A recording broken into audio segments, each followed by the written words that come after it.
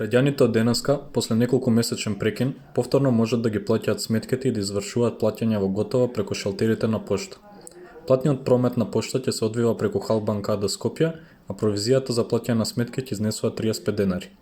Сепак, екипата на Слободен печат денеска ги начека филијалите на пошта празни, додека гужвите останаа пред банките. Тоа може да се должи на износот на провизиите, кои сега изнесуваат 35 денари, што и не е голема разлика од банките.